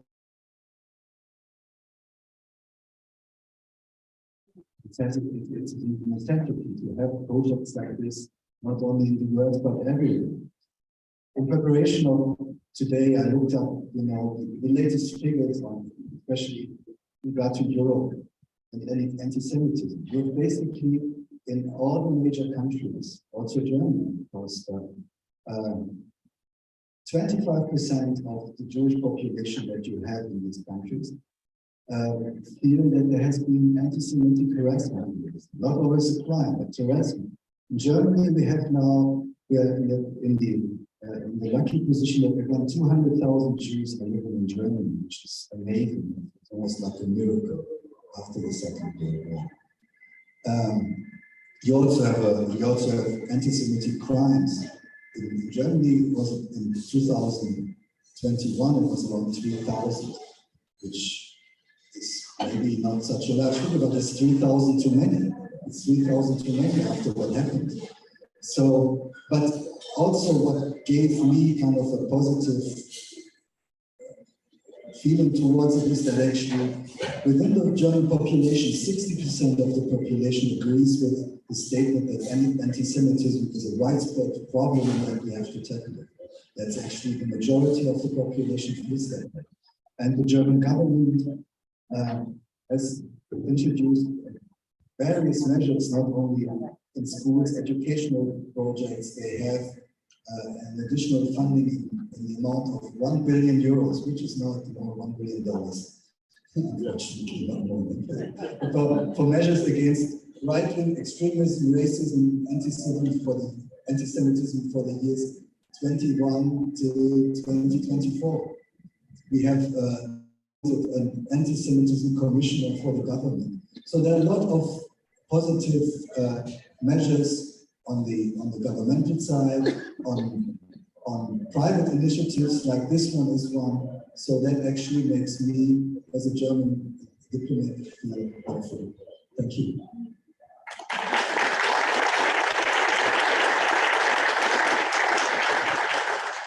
We are very fortunate to have so much of the international community represented in the greater Houston area and the state of Texas, certainly 57 working consulates. I think that makes us third, maybe fourth now in the country. So Houston is very much a place where when something arises here, you think it's local, it's not. The word goes out around the world. So what you're doing is a big part of that message. We now would like to bring forward for a presentation the Lake Houston Partnership. That would be basically the chamber who want to recognize what's being done here today. I'm not sure exactly who's coming forward to do that. Is there someone, Rosalie, that I'm unknown? It looks like some scissors. Some really big scissors.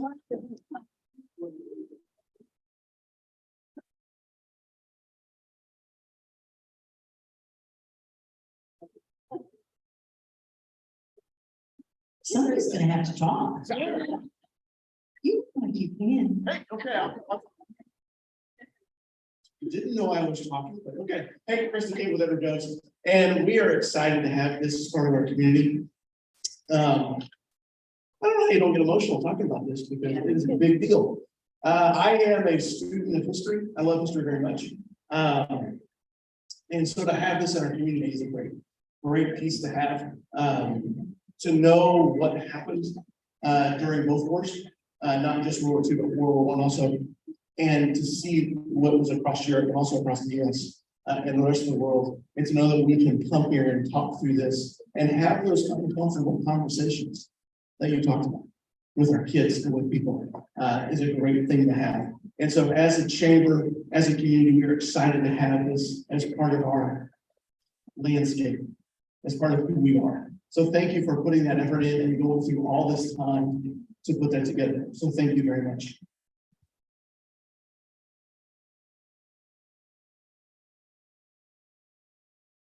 We all feel good today, and for reasons, very good reasons. But it begins with somebody who really goes above and beyond, and that would be the chairman of Midway, the CEO. He was the founder of Kings Harbor and a lot of other major developments in this area, and I guess elsewhere in Texas too. But when he was approached, it was Brad Friels who gave the grant of this property for this project in perpetuity. So let's please welcome, without further enthusiasm, Mr. Brad Friels. Rosalind's going to speak then. No. I don't know where he is. Brad, where are you? Okay, something must have happened. He must have texted me and I didn't look. My phone's probably dead. But Brad, let's just give him a hand for giving us this property, $250 million piece of land. It's amazing. Some people just couldn't be here today, but the founder of the March of Life, Pastor Jobst Bittner, could not be here. But we have the national director of the March for Remembrance, Claudia Kiesinger, who is going to deliver his thoughts for us.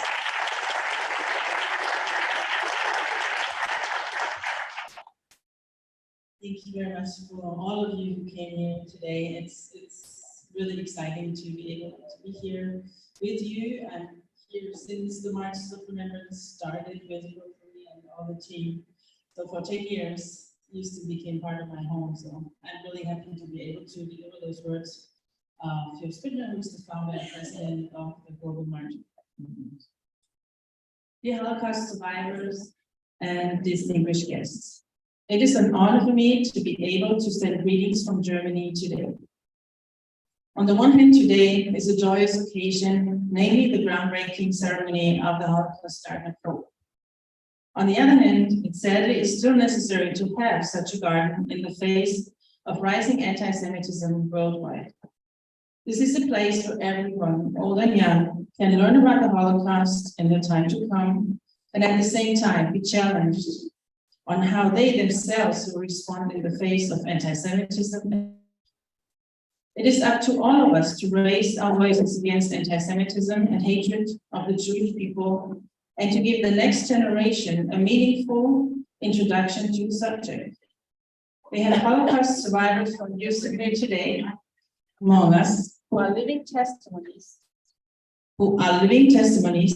and have been keeping memories alive and are moving hearts by sharing their life stories for many years, speaking to students and audiences.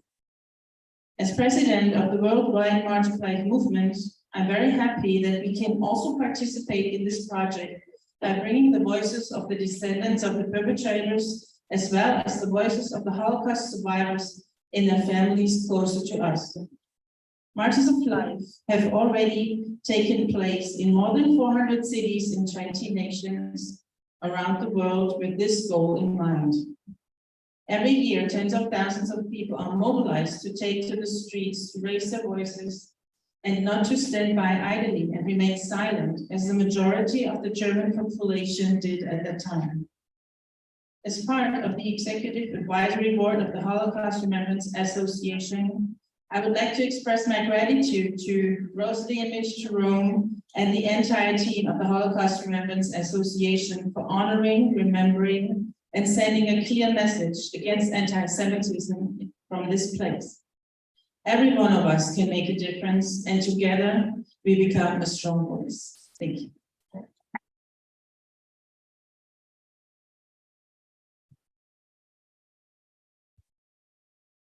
Have you been to Yad Vashem?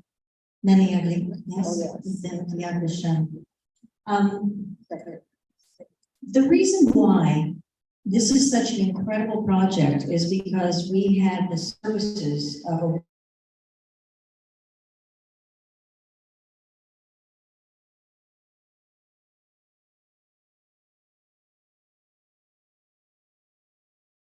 and education.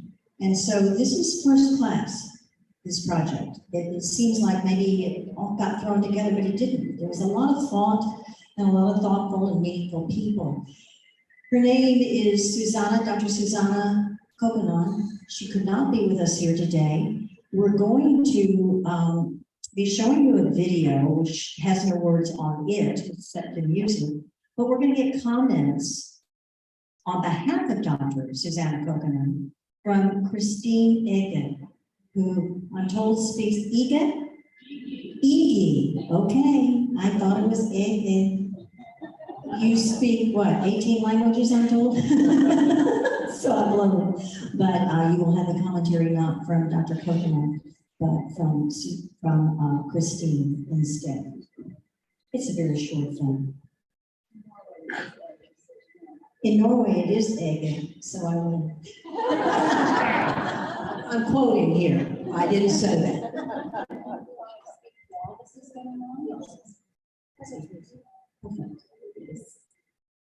I wish you could hear Dr. Susanna's beautiful voice reading what she wrote. She is an incredible person. She says, distinguished guests, ladies and gentlemen, on this joyous occasion, it's my pleasure to address you from Helsinki, Finland. Today, history is not just retold in the garden. Rather, history is being made. Many may perceive the Holocaust as figures, names, and horrific events which all took place in the past. In addition, the Holocaust may seem far removed from Texas, and indeed from the US. But this remarkable garden brings stories, pictures, and questions to Texas, freely to all who want to explore. This garden, the creation of which I am privileged to be a part, proves that there are individual experiences that transcend periods of history and cultural differences. The stories to be told in this garden touch our hearts because we see universal struggles and moral dilemmas in them. Whatever choice a person made during World War II, it was a moral choice and an ethical dilemma. The choice was made in the dark about its final outcome. Why is this relevant to us? Are we making such decisions today? As we see dark clouds around the world, I would think that our time is becoming a time of increasingly important important moral choices. The garden will not be telling you what to do, but my hope is that it will cause you to think why you do what you do. At the same time, the garden shows in a beautiful and sensitive way human friendship, love, and strength when faced with adversity. Thank you for being at this cemetery, ceremony.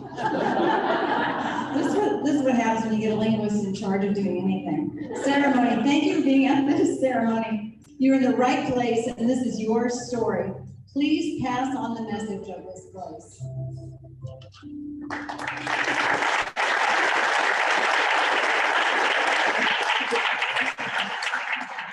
While the rest of the video comes, is here. Where is Lauren Griffith and Cheryl Huffman? Come on up here real quick.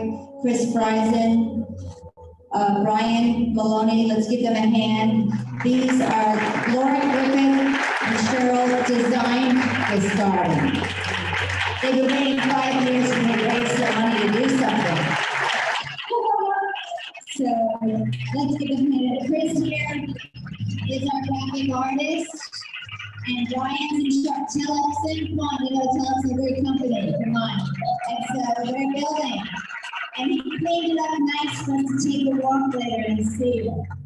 So just thank you for, oh wait, Marianne Vermillion, come on up here quick. Marianne, she has written the curriculum. Dr. Cheryl Craig, please stand up. All of our executive advisors, Janice, come on up here. Doug Stringer, executive advisors. Who's our other executive advisors? I didn't say. And just also, where's Tana? Where's our chair? Come on, Tana, hurry up. Let's give her a hand. I said, she did this whole thing, not me. Come on, let's give her a bigger hand. And all of our volunteers, come on up here. Kathy, come on up. Hurry up, Kathy. Where's Joan? Marielle, real quick. Kathy lives at the Nathaniel Center with Barb doing the Upstander Stone Project. If you haven't done that yet, please get a yellow bag. It's a gift to you. Where's our Rotary Club people? We were given money to produce these. So these stones are going to be painted with your youth groups, your churches, whatever. Come on, Joan. This is Joan. She works very hard. Come on. Beth will stand up. Beth was the one who kick-started the Upstander Growth Project with us. And where's our board? Is our board standing up? Where's our board? Mitch, my husband. Susie Wolf is going to be joining the board. Stand up. Okay. Steve, get up. Steve and Chris. All right, there we go. Advisory board. We need a lot of help, and we're thankful for that. I hope it's kind of hard to see a lot of this, but is it beautiful? And Cheryl, is it you who did this video? She's amazing, right over here. And Chris is amazing too. All of these people. I'm just the schlemiel, who has the vision. Amen. Where's Gail? Gail and Diane and Ron, where are you? Hey, Chris Parker, stand up, Chris. Chris introduced me to Kingwood. I've been living here for years, but as a recluse. Where's Diane and Ron? Oh, there. And Laura, did you like the decorations? Yes. Yes? That was all done for hours and hours and hours by Laura Williams, donated her time. So just thankful for that. All of our people. My kids are here. My sister, Suzanne, just moved here from New York, and Donnie, that's my daughter there. She came all the way from Oklahoma. It's a generational thing. We have to remember. Botch is here. Vicky, you keep something to cool. Stand up. All right. And Suzanne Few. You stand up too, yes, I'm sorry, all these people that were part of the team. You know,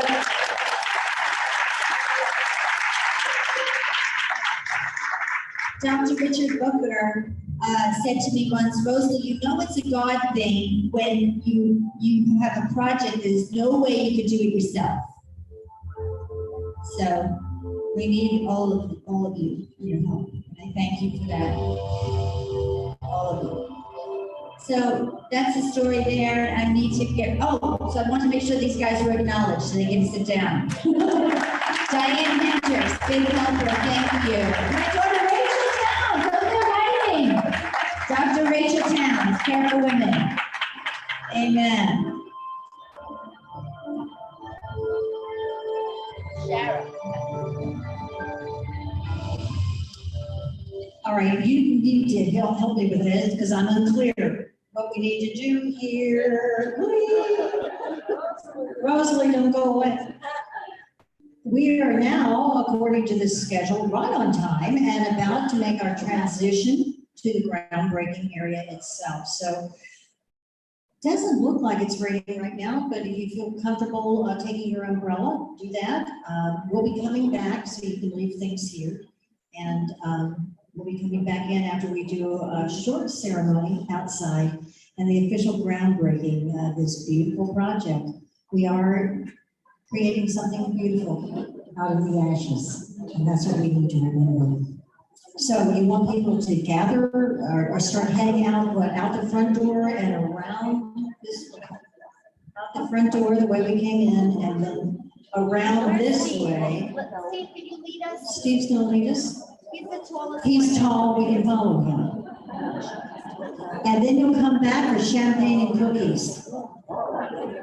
Everybody, when we come out the door, we go through the green carpet area down the staircase. Be aware of the walkway by the lake.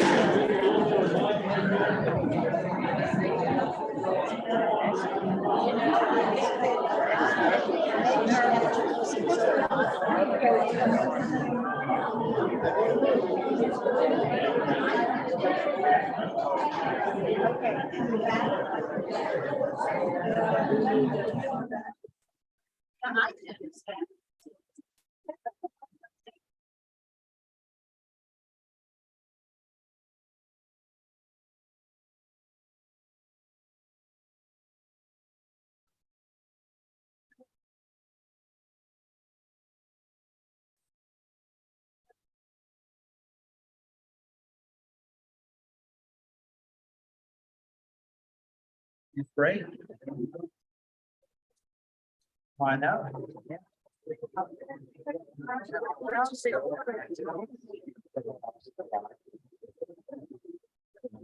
Right?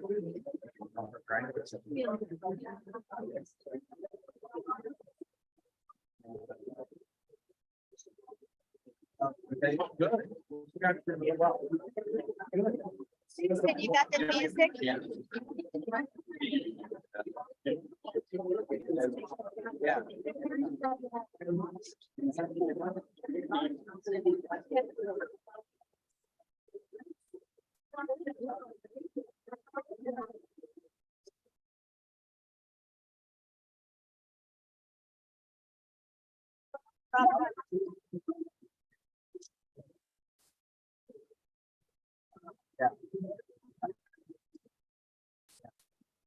Yeah.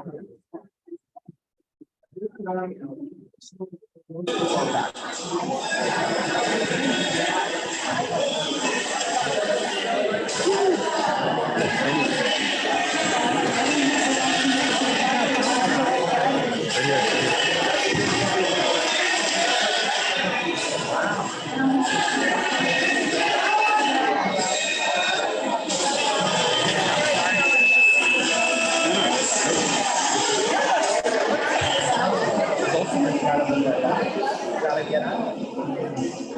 Get in the ball. I guess. No, you know, we're doing a different.